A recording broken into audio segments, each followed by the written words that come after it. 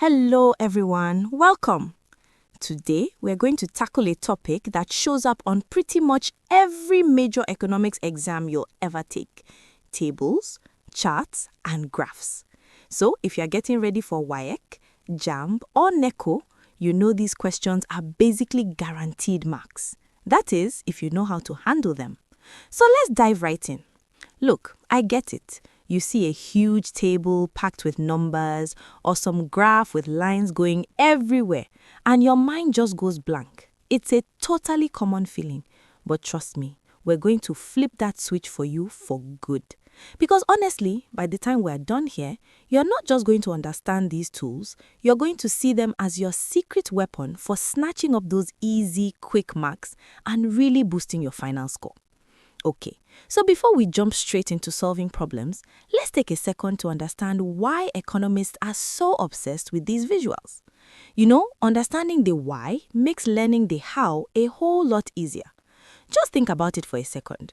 Economics is all about data. I mean, millions of transactions, production figures, prices. It can be a total mess, right? Well, these tools take all that chaos and turn it into a clear, simple story. They let us see relationships, like how price affects demand, and spot trends, like whether inflation is going up or down. They basically turn chaos into clarity. Alright, time for the main event. We're going to break down the three key players in your data toolkit. We're talking tables, graphs, and charts. First up, the humble table. It's probably the most basic tool, but it's incredibly powerful. So its job is super simple. Organize information into neat rows and columns so you can find exactly what you're looking for without getting totally lost in the numbers. Alright, check this out. We've got a table here on Nigeria's crude oil production. The first thing you do, your eye starts straight to those two columns, year and production. Now just scan down that production column. And just like that, you can see the story unfolding.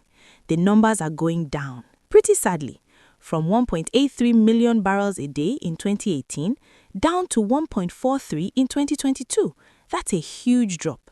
And think about what that means for the Nigerian economy. Less government revenue, more pressure on foreign exchange. This simple table tells us that whole story in just a few seconds. Alright, up next, graphs. If tables organize data, graphs really bring it to life. They're amazing at showing you the relationship between two things, like say the price of Gary and how much of it people are willing to buy. And the key is always those two axes. You've got your vertical one and your horizontal one. And this brings us to something that trips so many students up. Listen closely here.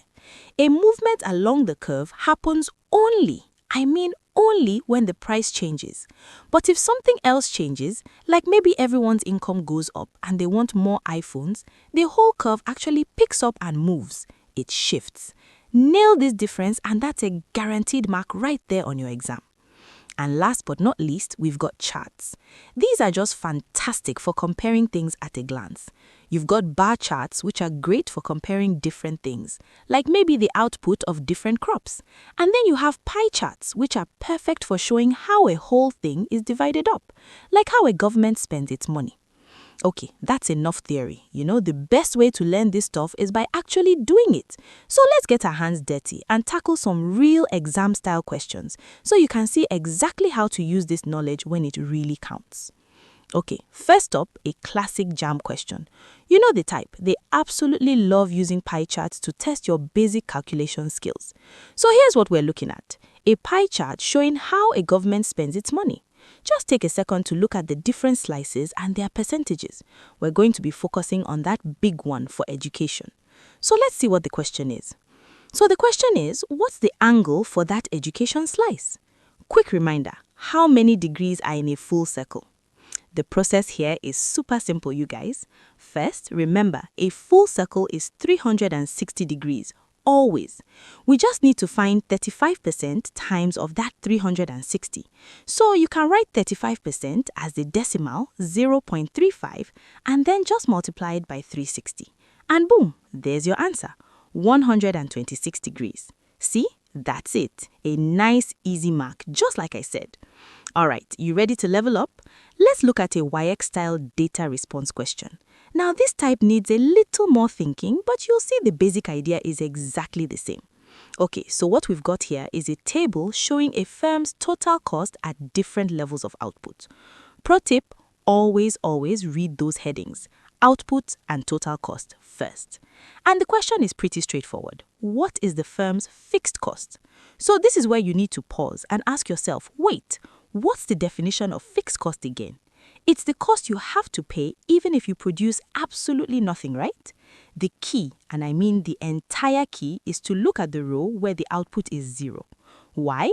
Because fixed costs are the costs you have even when you produce nothing. At 0 output, the cost is 100 naira. That's it. That's your fixed cost. The answer is literally sitting right there on the table waiting for you. Okay, so we've broken down the tools, we've practiced with them. Now let's wrap this all up into a killer exam strategy that you can take with you right into the exam hall. Okay, for WIEC and NECO, listen up.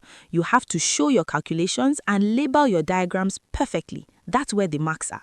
For JAMB, it's all about speed. You got to be quick to read the chart and find the trend. But the one golden rule for every exam is this: read those headings and always label your axes. And I've got a little memory trick for you so you never ever forget. Just remember this: AALP. Axes always labeled properly. Say it to yourself before you draw a single graph. Seriously, it's such an easy mark to get, and so many people throw it away. Don't be one of them. And that's it. Tables, charts, and graphs are no longer something to be scared of. They are now your secret weapon. So the only question I have for you is, which one are you going to go practice first? Get to it and good luck. And for thousands of practice questions, head over to our website examkp.com. Keep up the amazing work.